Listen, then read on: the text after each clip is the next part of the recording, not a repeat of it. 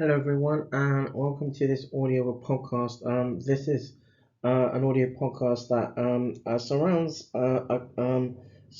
a sort of an overview around an important what is deemed as an important subject entity around healthcare, particular groups of healthcare professionals, i.e., healthcare scientists, and being involved in in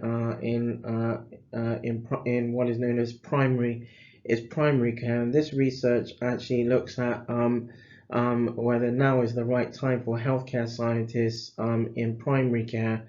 And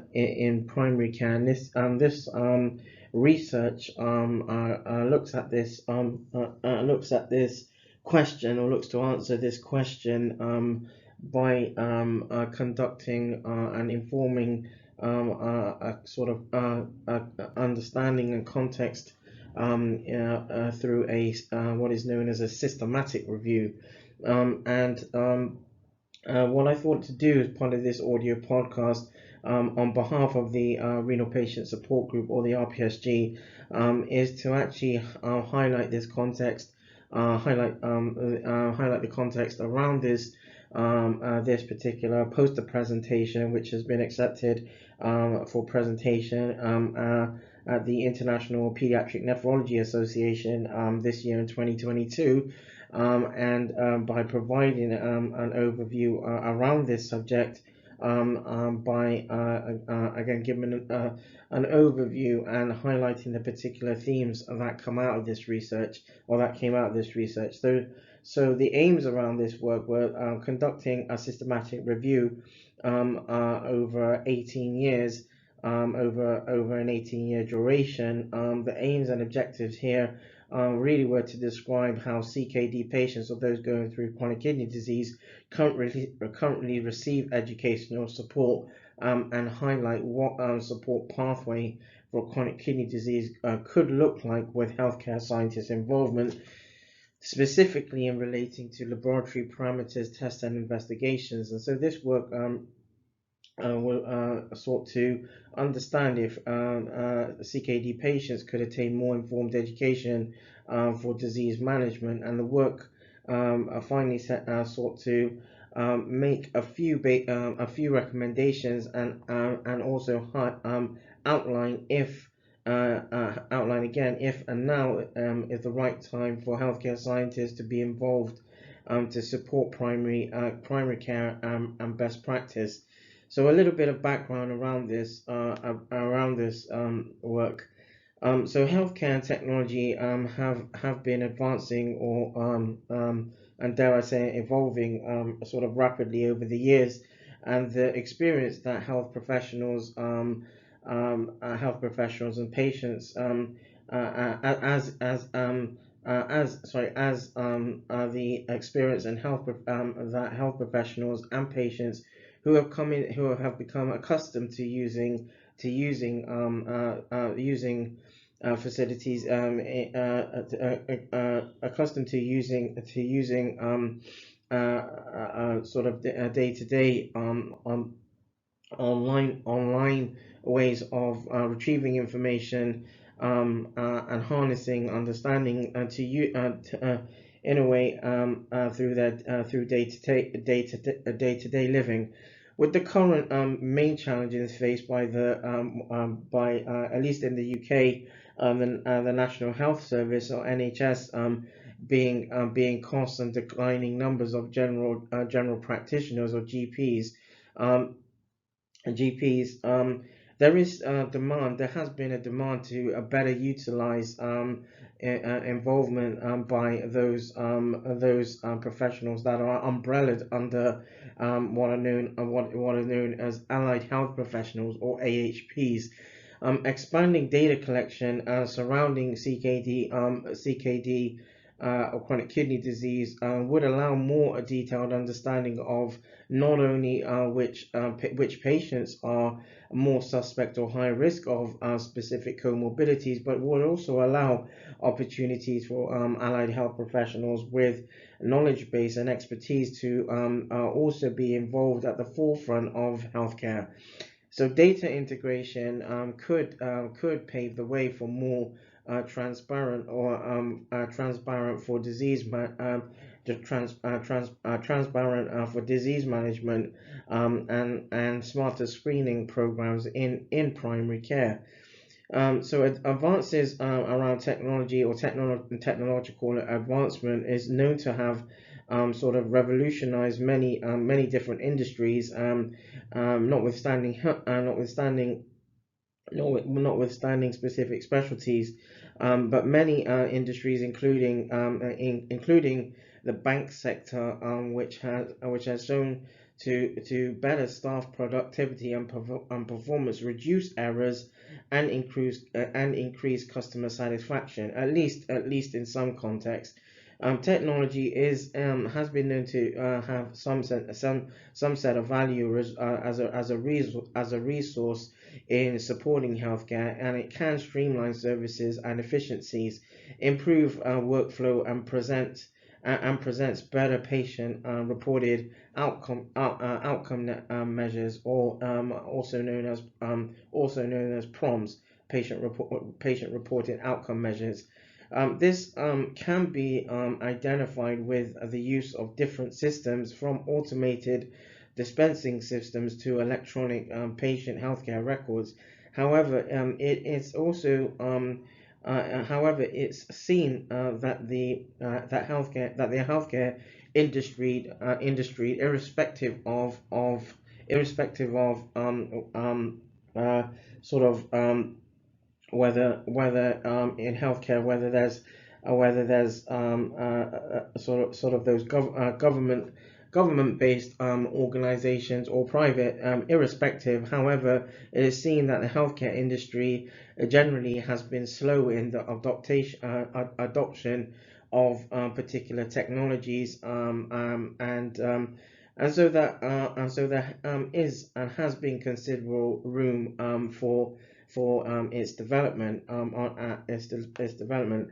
Now, I'm now going to talk a little bit about the systematic review approach, and what this research was about in relating to how the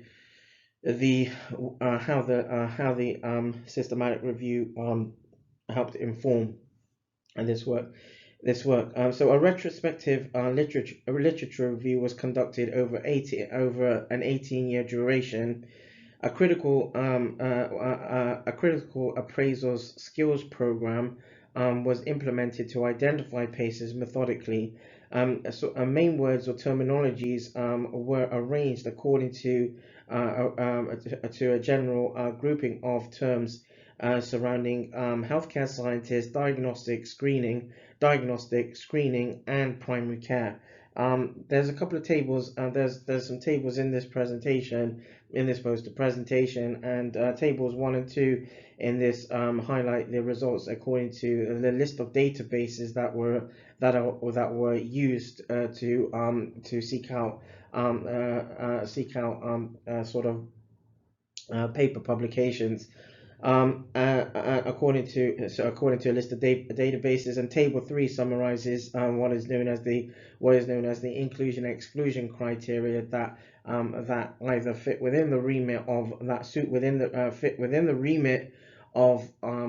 the terminologies, as well as the works around the main grouping of terms, i.e., again, healthcare scientists, diagnostics, screening, and primary care, and exclusion criteria, and those papers, works that came out in the search, part of the search criteria, but were actually excluded owing to their discrepancies, respectively. So a critical appraisal skill program was used to identify papers methodically, and relevant guidelines, frameworks, policy reports were also included, where they were specifically focused on healthcare science and what is known as modernization.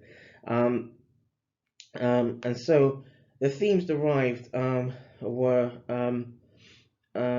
as follows.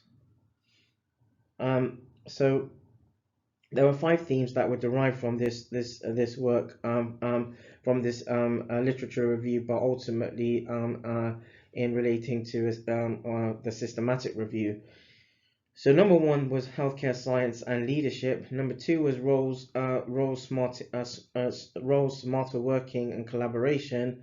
Three was theme 3 was CKD, primary care education. 4 was skill mix, and 5 barriers to integration. So I'm not going to say I'm now going to talk a little bit about some context around these different themes. So theme 1, healthcare science and leadership. So owing to the present perception of healthcare scientists, these particular allied health professionals, or AHPs, have largely stayed in the background of healthcare. Healthcare scientists are perhaps required who can integrate between science and disease, bridge gaps in health practices surrounding specific health issues, i.e., for example, laboratory test investigations, blood and organ donation. Healthcare scientists capable of producing first-class science, and how science and how such science transpires to real healthcare require mutual place. Literature informs that healthcare scientists have a wider role in health, with a desire to reach beyond the confines of laboratories and to make healthcare more effective. So research informs actually that healthcare scientists are required who can communicate with makers in society, irrespective of area and scientific specialty. One of the wider responsibilities of such allied health professionals is to provide the public with new knowledge. A healthcare scientist, a leader, also encourage such allied health professionals to have dialogue with their colleagues, and in this remit, those colleagues would be what are known as would be part of what is known as multidisciplinary teams, or MDTs. For example, to highlight when it is safe to, for example, transfuse patients, or who may have a renal insufficiency or kidney disease, for example.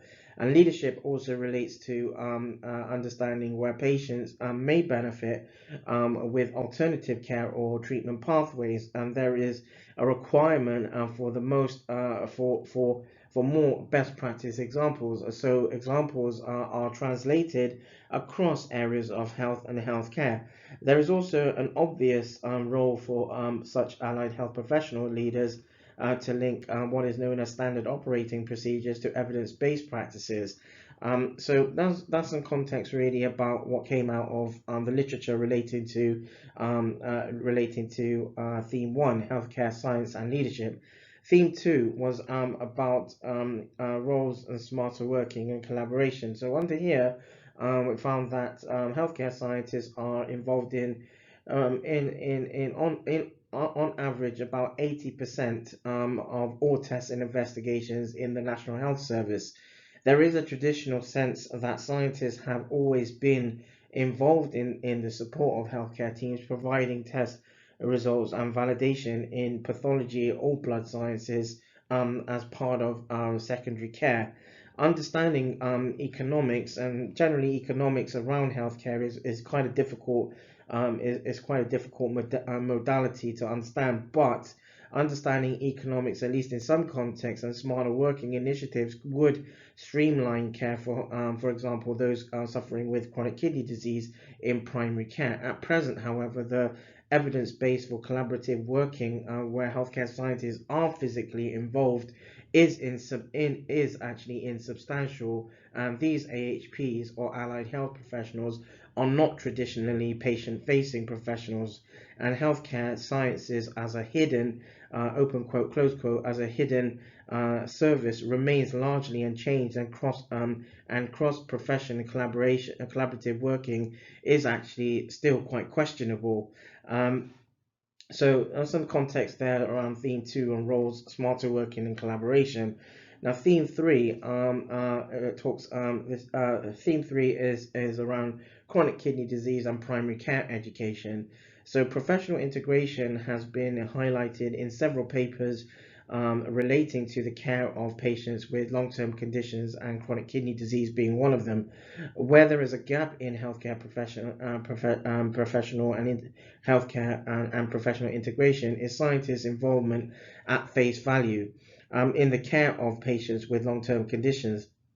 Now, modern healthcare is delivered by teams rather than individuals, and it requires momentum of healthcare professionals from various disciplines. It is also understand that failures in professional integration and teamwork lead directly to compromised patient care and inefficiencies.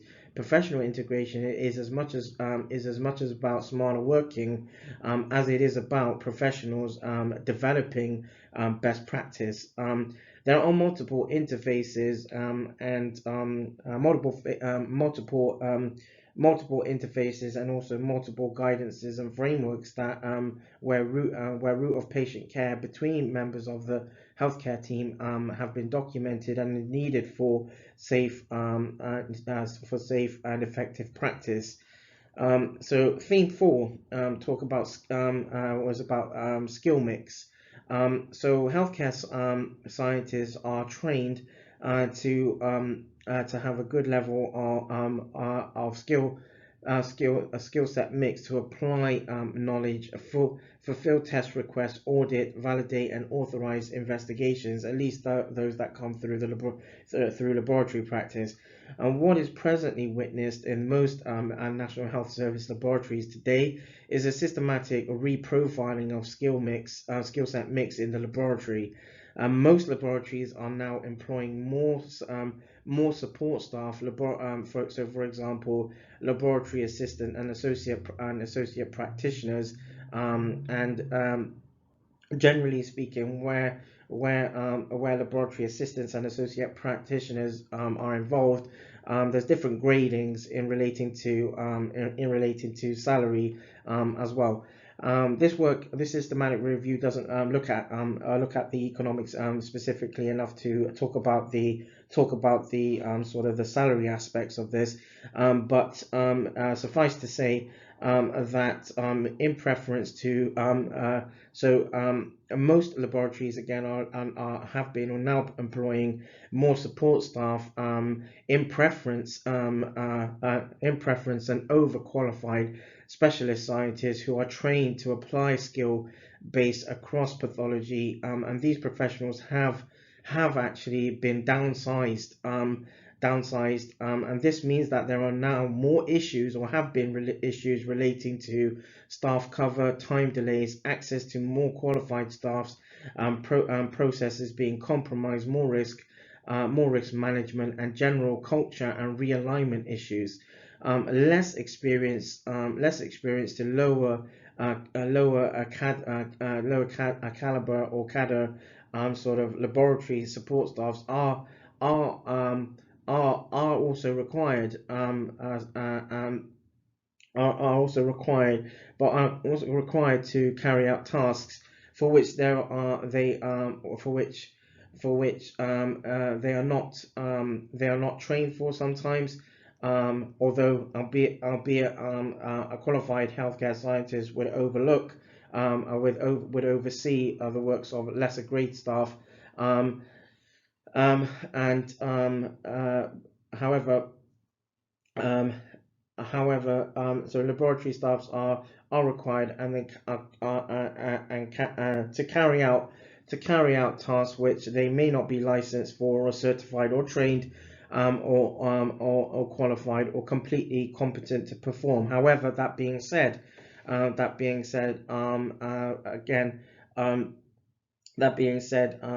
qualified professionals in laboratory practice oversee that work. So generally, those who are qualified would be the ones who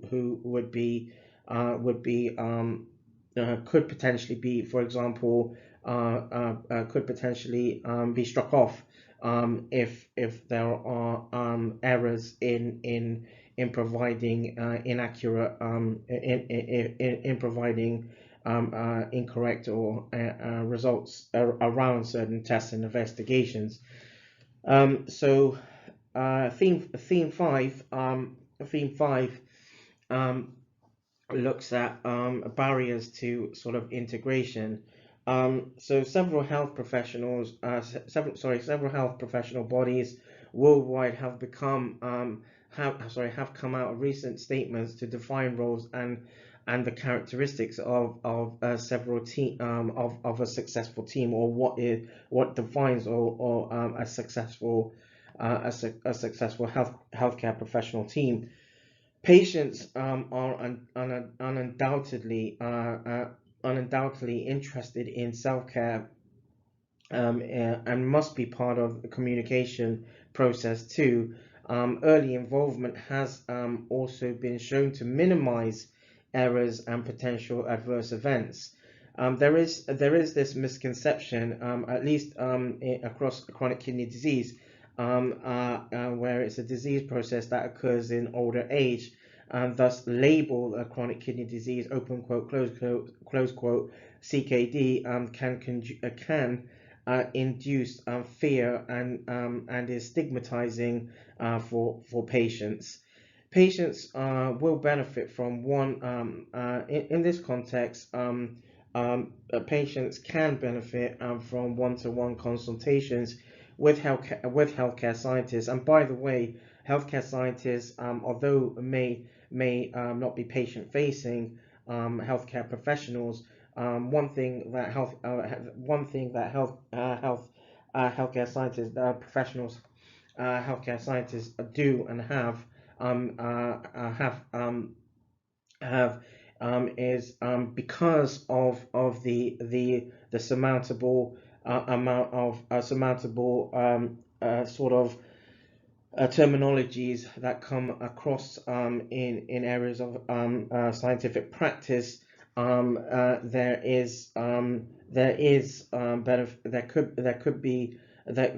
would be benefit for patients to have one-to-one consultations with such healthcare professionals in primary care to help provide understanding of particular disease trends. Professional integration will enhance patient access to care, and with new healthcare initiatives on the horizon, facilities could be utilized further, allowing to have more clinical involvement based on community need. Now, healthcare scientists will have to become acquainted with these to ensure services are integrated, supporting of care of CKD patients, and it is actually a responsibility of the healthcare scientists and that profession to provide the public with new knowledge, and this too is important. And this too, providing new knowledge or understanding is important in primary care. At present, however, healthcare scientists are not integrated or have not been integrated into the care of into the care of chronic kidney disease patients, chronic kidney disease and chronic kidney disease patients effectively, and they are historically a health profession that has been at the back of healthcare. Now, I'm going to talk about the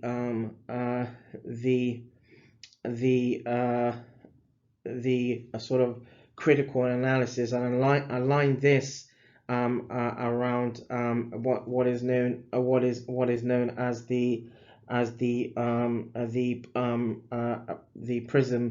prism diagram, which is an illustration of how the literature was systemically retrieved by papers that were identified, screened, and looked through by their eligibility, and where ultimately they were included in this research. So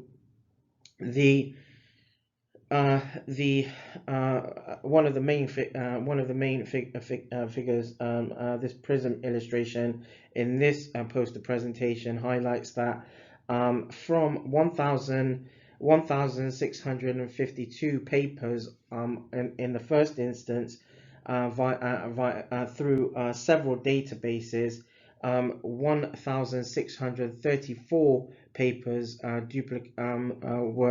were cross-examined and duplicates were removed, and then from the 1,634 papers, 80 papers were further scrutinized after taking out duplicates for integrity, relevance, and according to the grouping of terminologies. Again, healthcare scientists, diagnostic, screening, and primary care, respectively.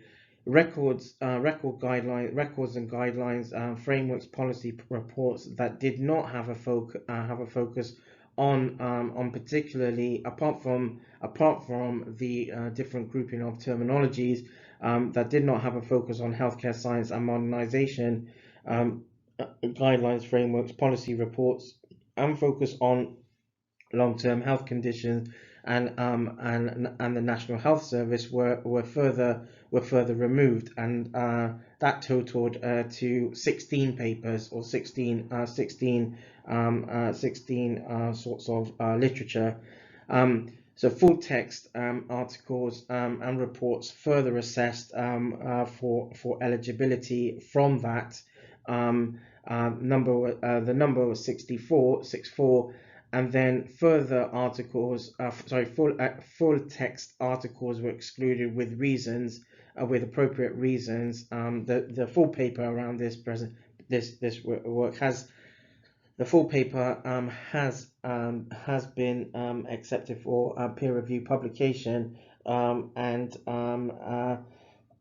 the full text articles excluded with reasons are highlighted in the full paper publication, but the number around that was 46, and full text articles and reports further scrutinized using the critical appraisal skills program tool were used in doing this. And the remaining numbers of papers that were included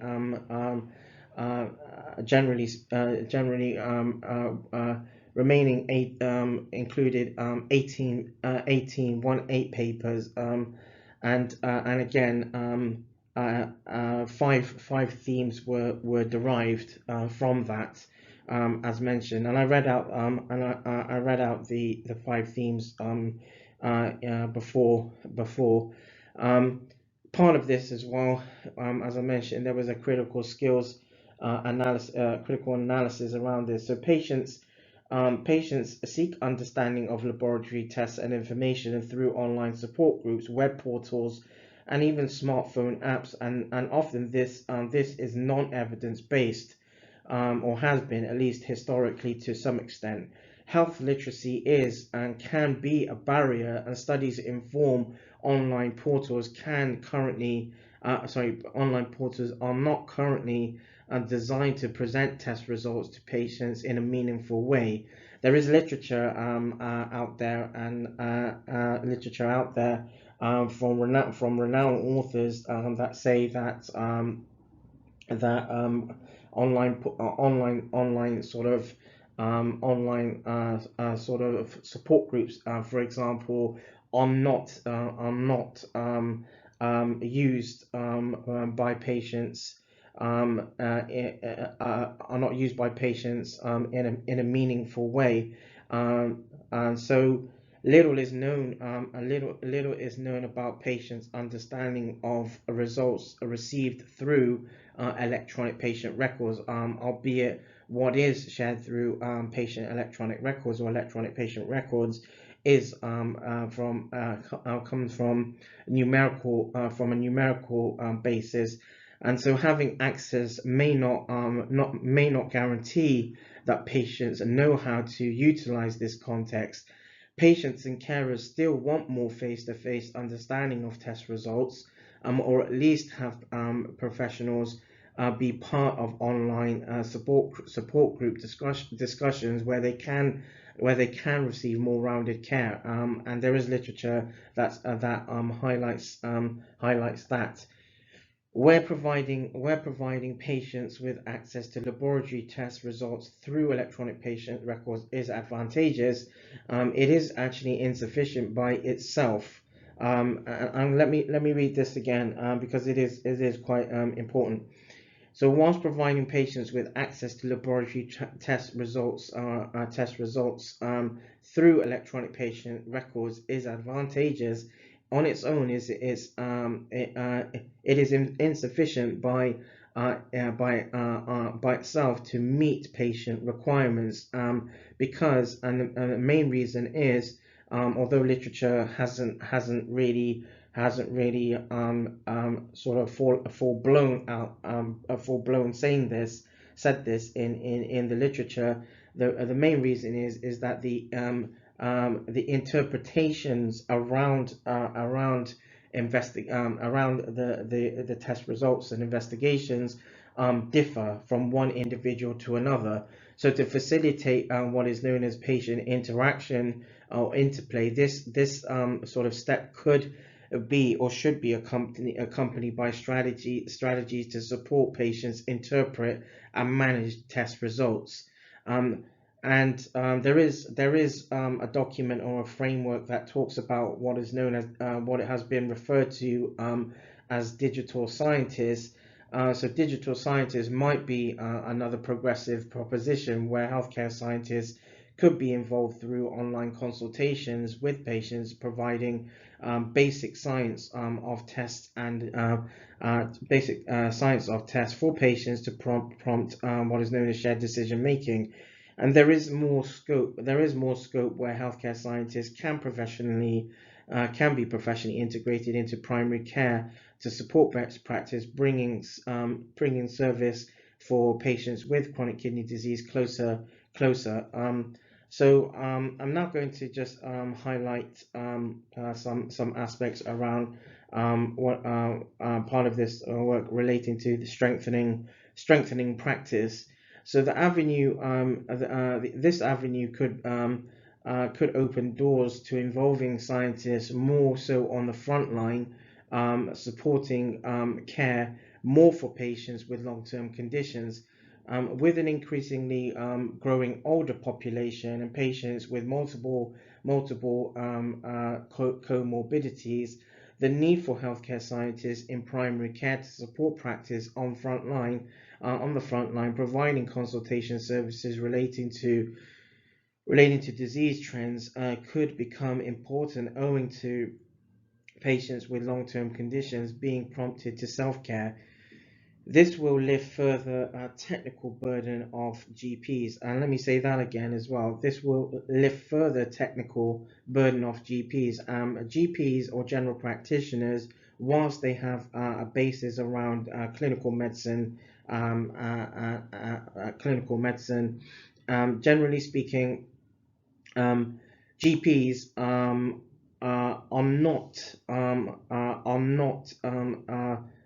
not trained to implement their scientific knowledge. And so let me say that again as well. So GPs, general practitioners, clinicians, and clinicians, whether in primary care or secondary care, are not trained to implement their scientific knowledge.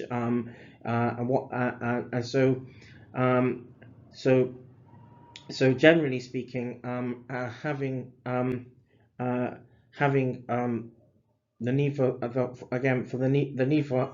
healthcare scientists in primary care to support practice on frontline, providing sort of consultation services relating to disease trends could become more important, owing to patients with long-term conditions being prompted to self-care.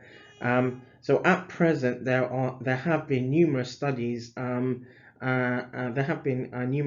Studies relating to exchanging chronic kidney disease and estimated glomerular filtration rate thresholds for different stages of disease between laboratories and primary care.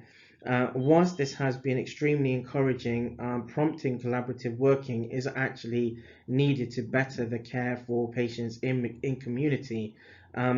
So I'm now going to just highlight a little bit around the summary of this systematic review. So apart from highlighting what I have done through what is known as the prism illustration, the summary of the systematic review more generally is that patients suspect or high risk or confirmed chronic kidney disease not only need to access test results, but actually need the knowledge behind them. The understanding provided by healthcare professionals relating to laboratory tests and investigations can be confusing. Patients see many members of the multidisciplinary team at varying times and can receive misinterpreted or misinformed test investigations and results.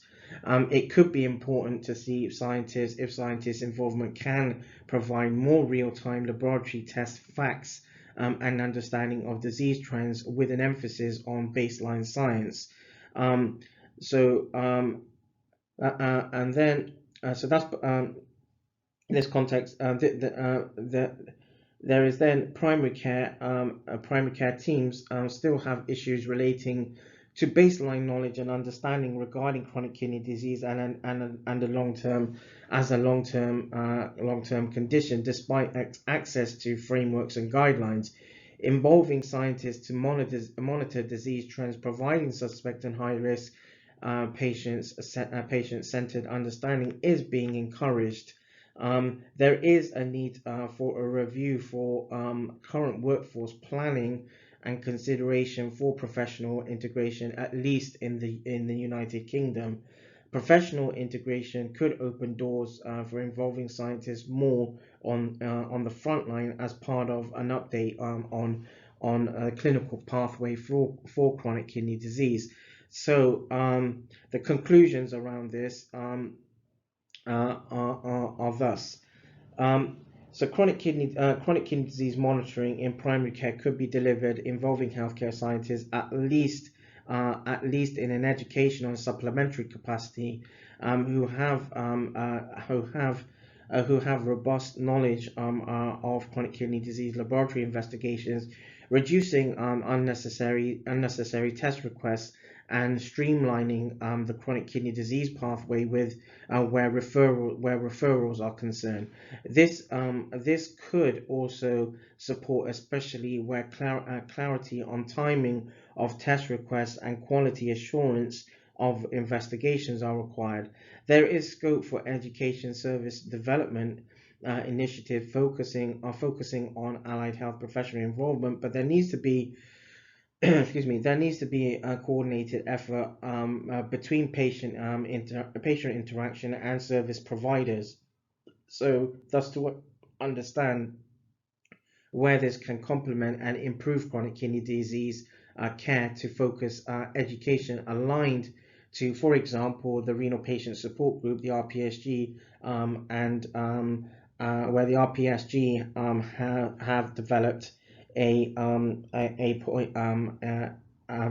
preliminary sort of point of care education pathway. And in this poster presentation, there is an illustration around the point of care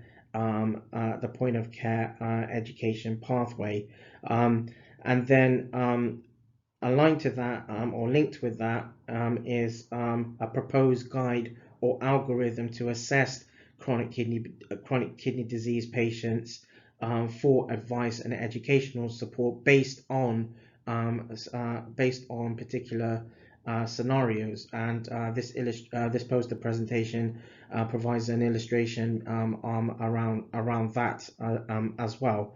And so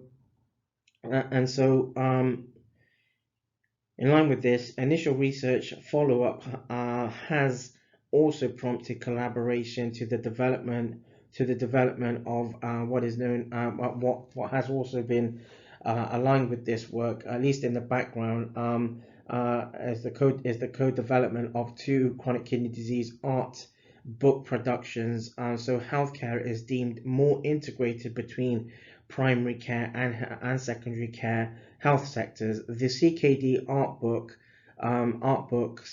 can support wherein patients and carers and health professionals document healthcare according to themes. The themes and educational context with art prompt service users and providers to document in following as part of discussions with peers and health professionals. The art book productions have also been co-developed, integrating collaborative efforts and perspectives between the renal patient support group, the RPSG, and the kidney disease and renal support group, or KDARS, KDARS for kids, social media platforms. And collaborators between academia and healthcare practices. So education, with this educational educational modules should be or could be delivered between patients and allied health professionals, and these can be linked through patient online support groups integrating chronic kidney disease care pathway, so that public health awareness and research meet practice excellence. And so this poster presentation sort of highlights the systematic review in a summary. The full citation for this work is by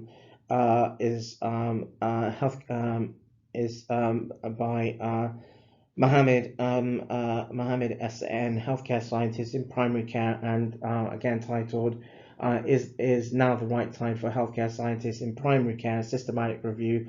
This was published in 2020, and it was published in the American Journal of Biomedical Science Research Journal, I believe.